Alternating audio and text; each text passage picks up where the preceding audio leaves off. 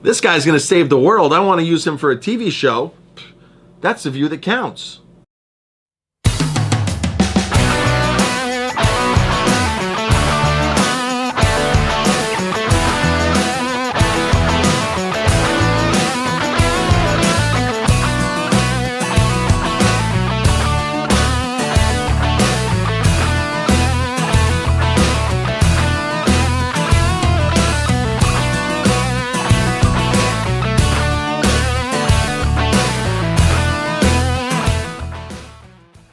Joined with somebody in the studio today. Say hello, Josue.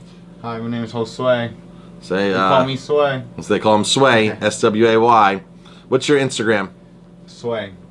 That's your Instagram? So people find you on Instagram? Sway0305, or you can look me up through Sway's Auto on Facebook. Sway's Auto. So, Sway is an up-and-coming entrepreneur. Next time he's going to be sitting next to me here.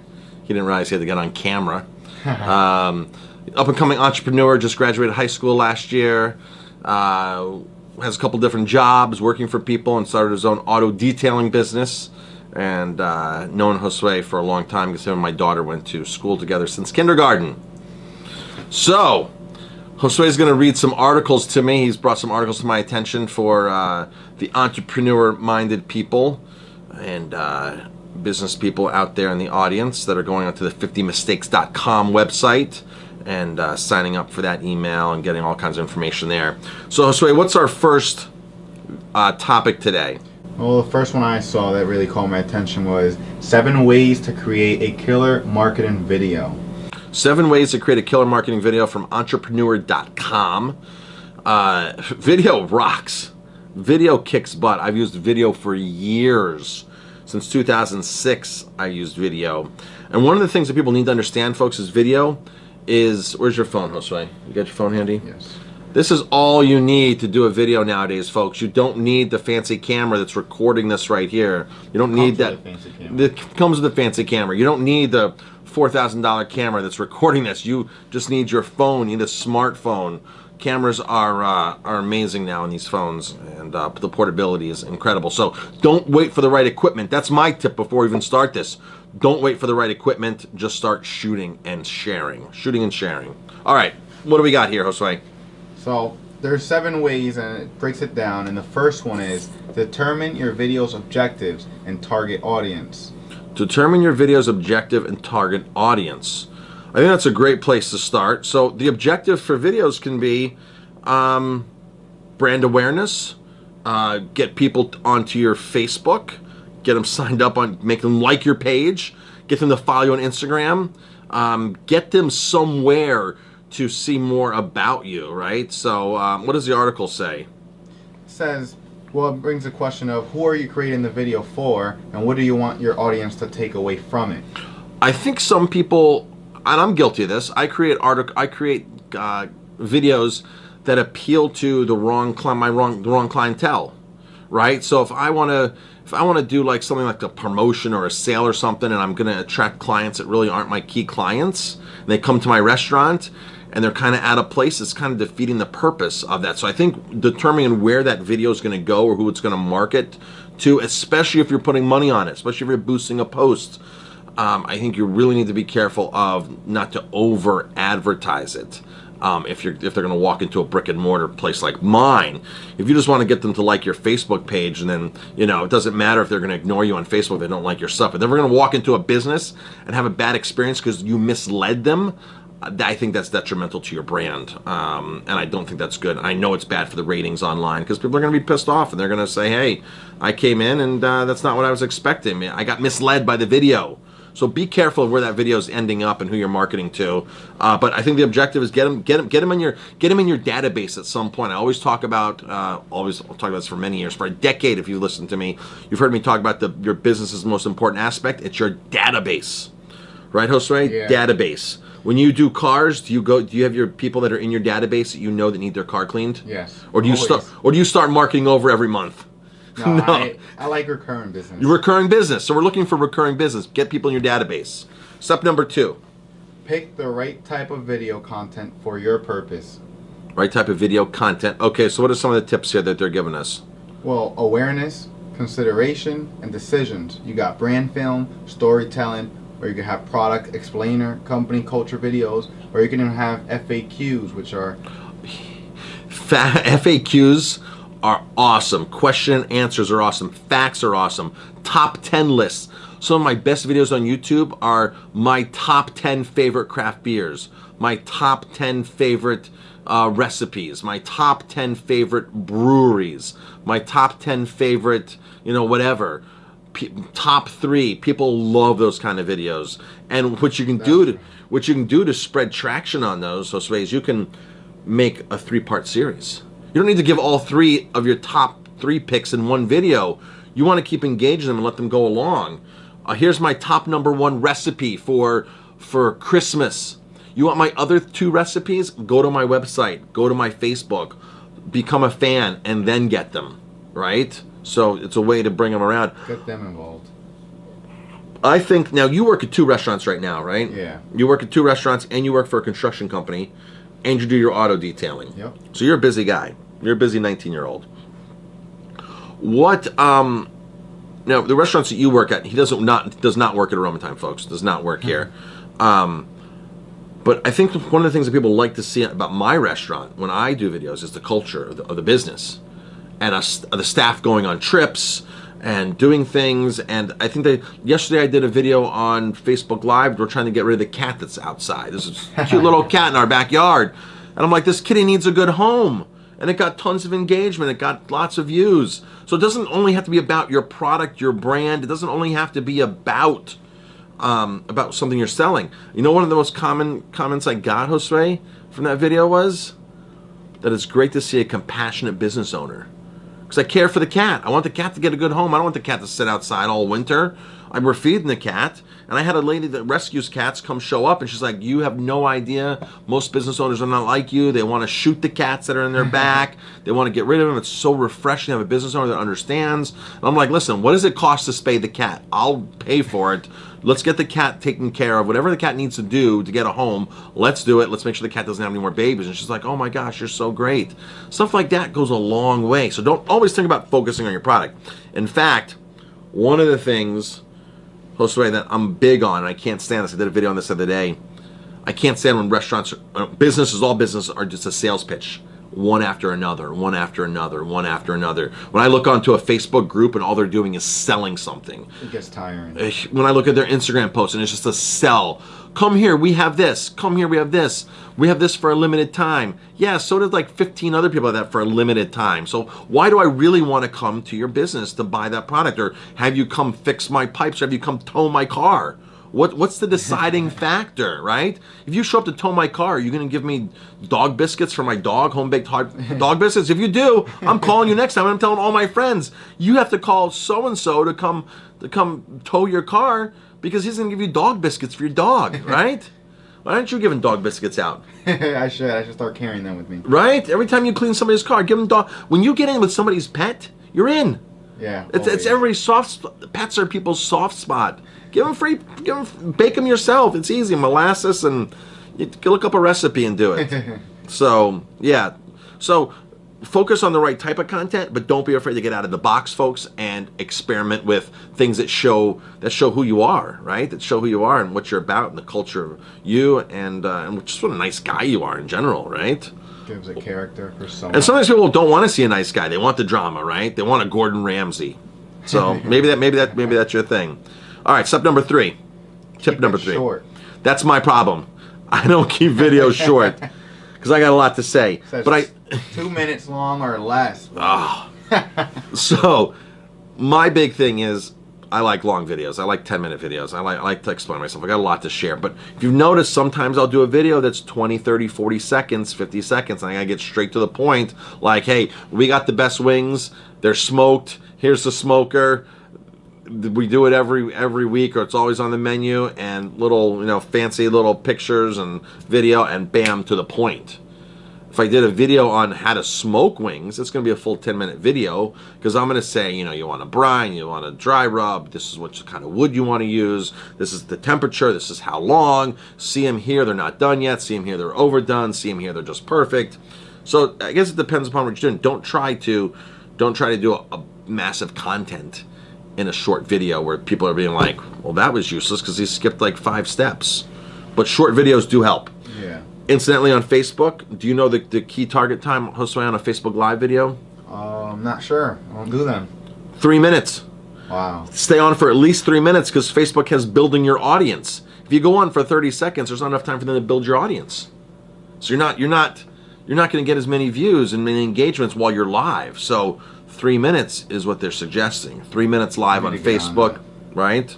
You should do a live when you do people's cars. Just make sure you have permission to show their car. Yeah, I really should. Right? I believe it's 2017 and I still don't do videos. You don't do videos? No. It's hurting me. Videos are key. Videos have been around. Videos are here. People don't want to read. Yeah. Some people don't know how to read. doesn't mean they're stupid. Doesn't mean they're not smart. But some people just, hey, Well, you're probably trying to say they read and then nothing sticks to them. Nothing stays, and like they just go right through it, and it's like they didn't even read it. That's how I am sometimes. 'Cause my mind, when I read a book, when I read something, I'm thinking about something else. So I got something else on my mind, and I'm trying to process 2 things at one time. Sometimes I'll be sitting there reading something online, and somebody's talking to me on the side, and they're like, and I'll like reach over and I'll answer the question, and I'll go back, and they're like, "You're listening to me?" I'm like, "Well, yeah, I'm doing both things." And I can do both things, but if I get off on a tangent and my mind starts daydreaming, I've lost the article. Yeah. So I find myself rereading the page. And I used to read at nighttime when I got into bed, and I used to sit there at the book, and after a minute and a half, the book is in my face, and I'd wake up and I'd have to read the page again and repeat that process. Now it's all audible. It's audio. So, all right, next one. Says, center it around the brand story. Center around the brand story. Okay. Appeal to go ahead. Appeal to your consumers' needs, wants, and desires. Don't focus on the sale. Concentrate on the value you're providing your audience. I think that's big. That's huge. That's what I've been saying, folks, if you've been listening to this. Don't do a sales pitch every single time. Don't say, come eat my cake. Say, here's the recipe of the cake, and here's the best flour to use for the cake.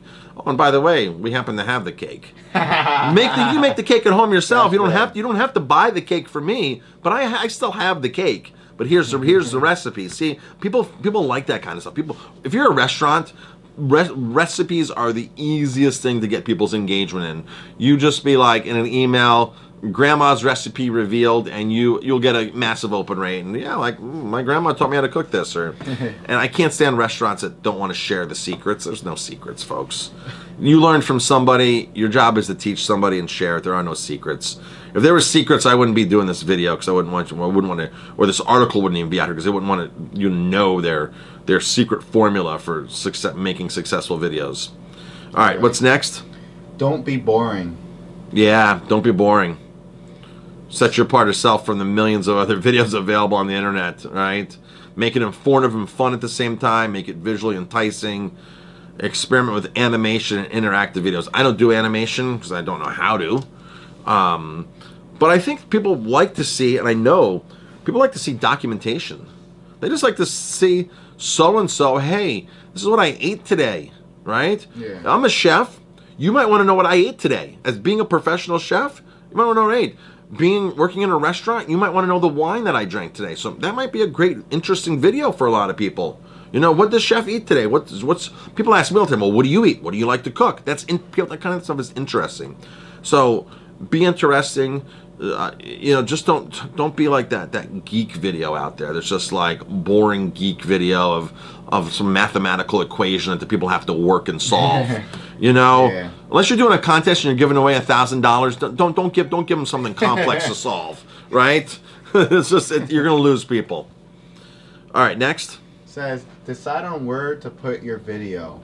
Where will your video content live? What do they say? Actually, it says, where will your video content live? Live, yeah, where your content live. Yeah, We're used to Facebook Live. So website, Facebook, Twitter, YouTube, Instagram now. Yeah. Vine too, I hear.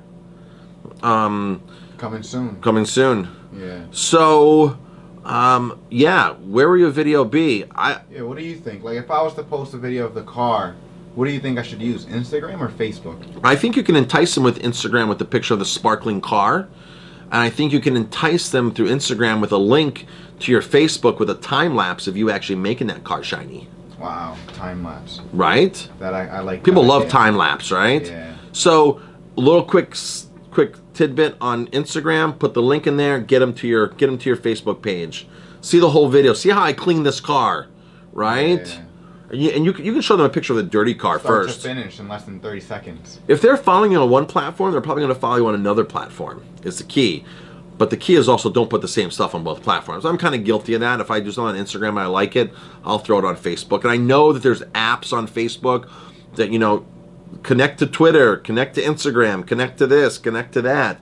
And I know that can all be done all easily. So that's no problem. But try to kind of separate that out and not make sure it's the same. Like, okay, here's an example. If you belong to 3 flower clubs on Facebook, 3 garden clubs, right? Don't post the same picture on all 3, right? Because some of those members, if you're a member of all 3, there's going to be other people that are members of all 3. So don't post it on all 3. Kind of figure out where. Or if you do post it, post a different question or a different scenario. So I'm a member of several beer groups here in New York and across the country. So I'll post something here like, hey, this just came out, this and that. And then I'll post something in Illinois on that group. And I'll be like, you guys probably don't get this where you're at. But if you're ever in New York and you see this beer, grab it. Because it's a good seasonal one-time release. And for the people here in New York, I'll be like, it's on the shelves, go get it. It's at restaurants. Go get this before it's gone, right? So maybe it's the same premise, but different message to each group. So if you're going to post the same thing to all 3 garden clubs, people are going to say, "Man, this dude's boring." Yeah. Right? What's he only planting this? He's showing me it was asparagus, right? How much? I've already seen it once. I don't need to see it on 2 other things, right?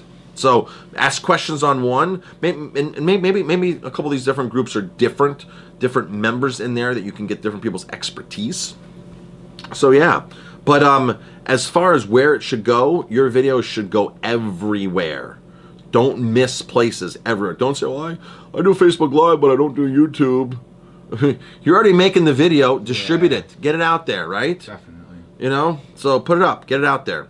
Notice sometimes when I do a video, I'm like, "Welcome Facebook Live" or YouTube, depending upon where you're following me at, because sometimes I'll do that same video on both of those platforms because I have different followers on both platforms.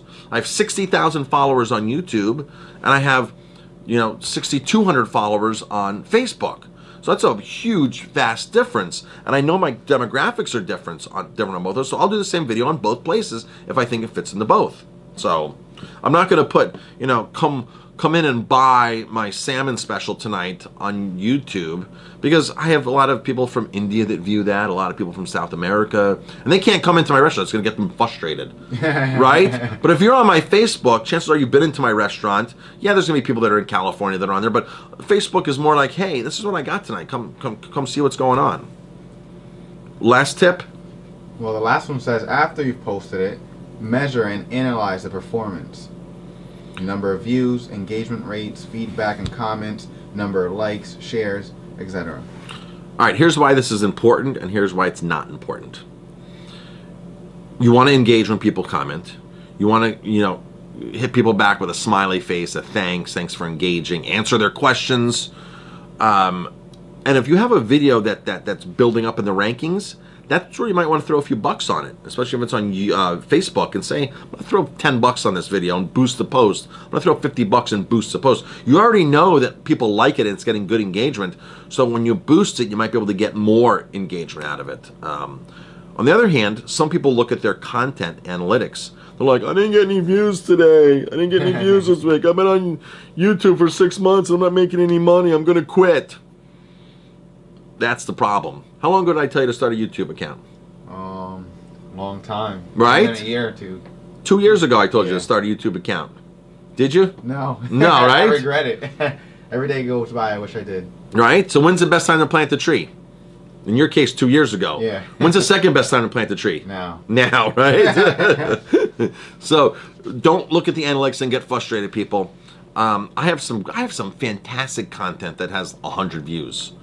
And people that commented, I'm like, this is awesome content. You're gonna save the world, but I can't believe you only have 100 views. I'm gonna share this with everybody, right?